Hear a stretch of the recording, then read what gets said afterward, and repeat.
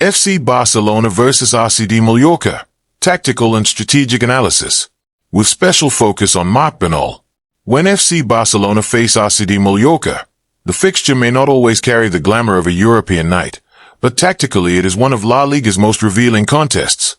It exposes Barcelona's structural strengths and weaknesses against compact, disciplined opposition, while simultaneously testing Mallorca's defensive resilience and transition game. This matchup is not merely about possession versus resistance. It is about space, patience, and decision-making under pressure. Barcelona traditionally dominate the ball in this fixture, often exceeding 65 to 70% possession. However, possession alone has never been the deciding factor against Mallorca. The real battle takes place in the middle third of the pitch, where Barcelona attempt to control tempo and Mallorca aim to disrupt rhythm. Barcelona's tactical identity. Barcelona's modern identity under their current football philosophy is built on positional play rather than pure tiki-taka. The focus is on controlled build-up from the back, overloads in midfield, high fullbacks providing width, interior midfielders attacking half spaces. Against Mallorca, Barcelona usually line up with a high defensive line, compressing the pitch to limit counterattacks. The risk here is clear. Mallorca are not a possession-heavy side, but they are efficient in transitions and aerial duels. Barcelona's biggest challenge in this matchup is breaking down a low or mid-block defense. Mallorca often sit in a compact 5-4-1 or 4-4-2 structure, reducing vertical passing lanes and forcing Barcelona wide. This is where patience, ball circulation speed, and intelligent midfield movement become critical. The Mallorca game plan. Mallorca approach matches against elite sides pragmatically. Their strategy is built around defensive compactness, physical duels, set-piece efficiency, quick vertical counters. Mallorca rarely press high for long periods.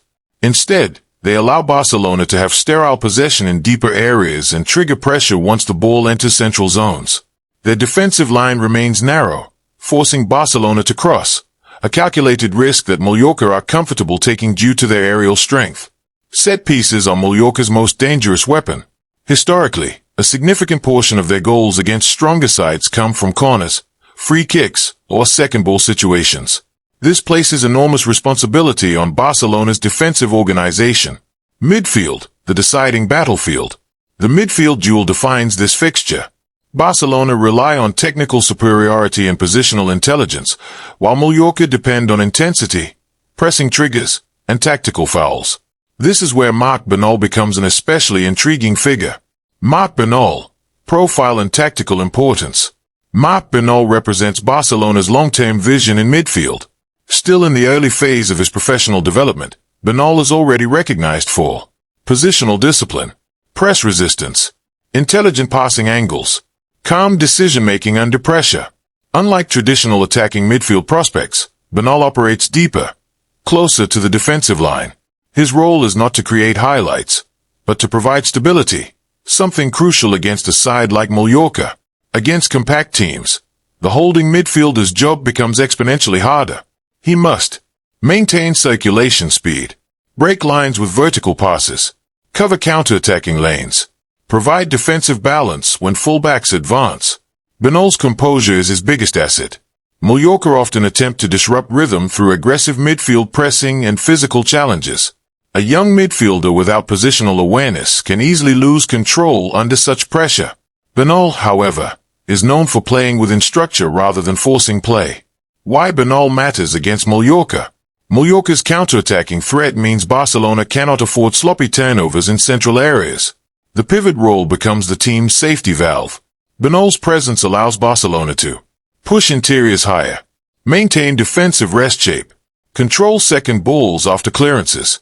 His spatial awareness helps in recycling possession rather than rushing attacks. This patience is often what breaks down Mallorca's resistance over 90 minutes. Defensive transitions and risks. Barcelona's main vulnerability in this matchup lies in defensive transitions. When possession is lost, especially near the opposition box, Mallorca immediately look for diagonal balls into wide channels or direct passes to a target forward. Barcelona must ensure immediate counterpressing, midfielders tracking runners, centre-backs staying connected.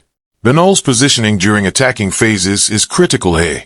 If he holds his own properly, Barcelona reduced the risk of being exposed during counters, psychological and match rhythm factors. Fixtures like Barcelona versus Mallorca are often decided by mentality rather than talent. Barcelona are expected to win, which creates psychological pressure. Mallorca, on the other hand, play with nothing to lose. If Barcelona score early, the match opens up. If they don't, frustration can set in, leading to rushed shots, forced crosses, and defensive lapses. This is where leadership in midfield becomes essential, even from younger players like Bernal. Statistical trends, non-speculative. Historically, matches between these sides show high Barcelona possession percentages, low Mallorca shot volume but high shot efficiency, few goals decided by single moments, strong influence of set pieces. These trends underline why control, not dominance, is the real objective for Barcelona. Conclusion: Barcelona versus R.C.D. Mallorca is not a simple mismatch.